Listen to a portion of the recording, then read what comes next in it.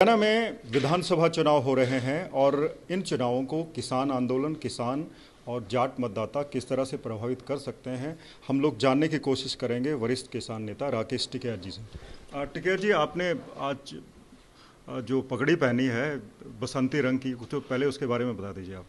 ये तो बहुत दिन से पहन रहे हैं। ये रंग तो हमारा ही तो है रंग।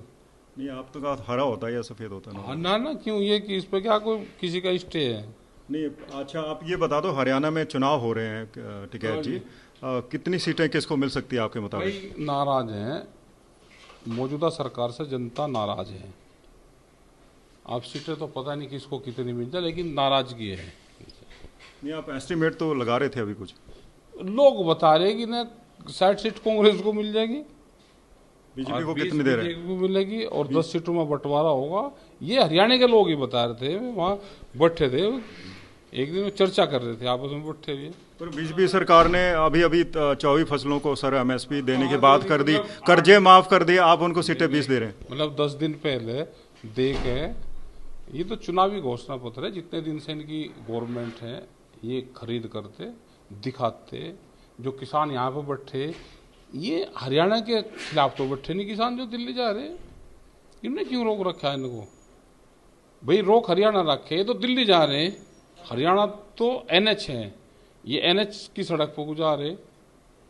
एनएच है दिल्ली की, तो उसको भी जान देते तो खामियाजा भुगतेंगे। पहली बार भी उन्होंने रोके। तो टिकैत जी, आप 90 में से 60 सीटें आप कांग्रेस को दे रहे हैं, आपने बोला कांग्रेस को दे रहे हैं, तो इसका मतलब है आप कांग्रेस के साथ हैं? नहीं नहीं, मैं नहीं साथ में, वैसे मैं साथ में क्यों होता किसी का, मैं किसी के साथ नहीं।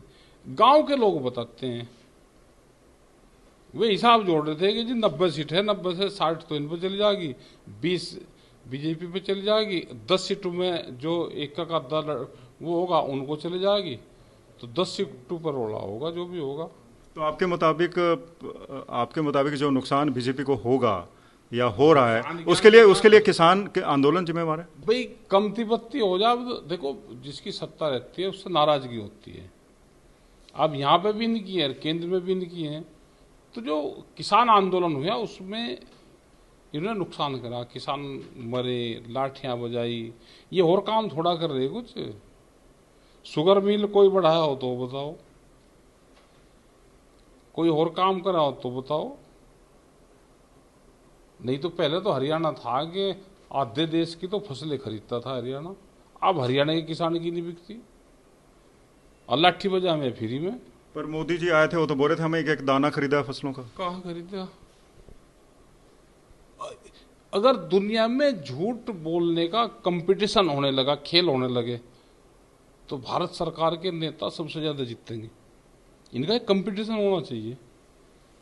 अब सुप्रीम कोर्ट में सुनवाई चल रही है शंभू बॉर्डर को लेकर। सुप्रीम कोर्ट ने सलाह दी है कि भाई किसानों को मनाया जाए ताकि वो ट्रैक्टर आगे न ले जाएं। आप क्या समझते हैं? अब देखो, किसान बिना ट्रैक्टर के तो क्या करेगा?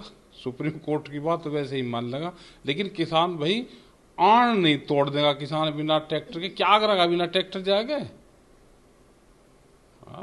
बिना ट्रैक्टर के किसान का क्या है? तो आपने अभी एक बयान दिया था कि अगर इतने ट्रैक्टर दिल्ली में पहुंच गए तो बांग्लादेश जैसी सिचुएशन हो जाएगी। नहीं, ये नहीं कहा हमने। वो कुछ प्रेस के लोग क्वेश्चन पूछ रहे थे, अक्षता वो हट जाए, प्रधानमंत्री हट जाए, मगर भाई हमको तो जानकारी है नहीं।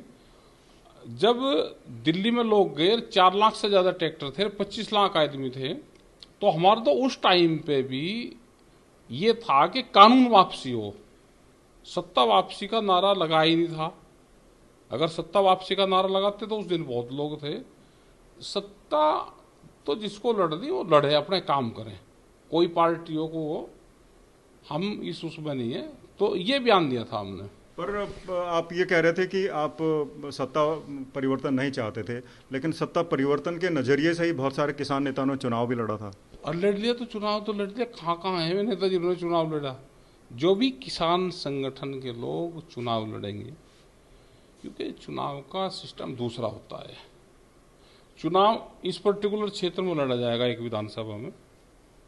हम नेता बड़े हैं तो हम काम करते हैं पूरे उस पर, तो यहाँ पे जा नहीं पाते। भीड़ हो जाएगी, भीड़ तो होती है, पूरे उसकी भीड़ होगी।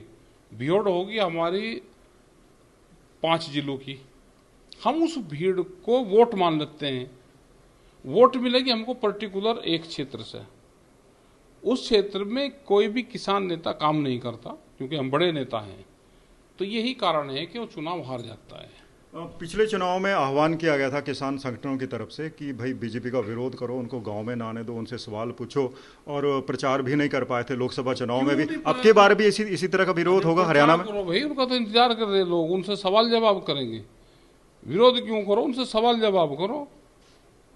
उनसे फसलों के रेट क्या है, कब बढ़ेंगे, इतने में वोट मांगे तब अपनी बात करो, उनसे तो सवाल जवाब करने चाहिए। तो आपको लगता है सर कि जिस तरह से आप भाजपा का विरोध कर रहे हैं या किसान संगठन कर रहे हैं, किसान कर रहे हैं, उसका बेनिफिट सीधा सीधा अपोजिशन यानी कांग्रेस को जाएगा? भाई किसको होगा, हम क्या ज्योतिषी हैं, किसको होगा। ये थे राकेश टिकैत जो हमें बता रहे थे कि हरियाणा के विधानसभा चुनाव में अब की बार भी भारतीय जनता पार्टी के उम्मीदवारों को किसानों का विरोध झेलना पड़ सकता है, क्योंकि उनकी जो बड़ी मांग थी एमएसपी को कानूनी अमली जामा पहनाने की, अभी तक मानी नहीं गई है। शंभू बॉर्डर अभी खुला नहीं है, तो किसान वर्ग में नाराजगी। हालांकि हरियाणा की भारतीय जनता पार्टी सरकार ने अपनी तरफ से पुरजोर कोशिशें की है कि किसानों के वर्ग को खुश किया जाए, और उनके जो नहरी पानी के जो बिल थे उनको माफ़ कर दिया गया, और एक तरफ से जो हरियाणा जो 24 फसलें हैं उनको एमएसपी देने का वायदा भी किया गया है। वो कैबिनेट में हालांकि इस मुद्दे को पास भी कर दिया गया है, लेकिन विधानसभा में इस पर अभी कोई कार्रवाई नहीं हुई। तो किसान नेता कह रहे हैं कि जो कुछ भी वायदे किए गए हैं वो चुनावी हैं। कैमरा पर्सन अमन गुप्ता के साथ मंजीत सहगल, चंडीगढ़, आज तक।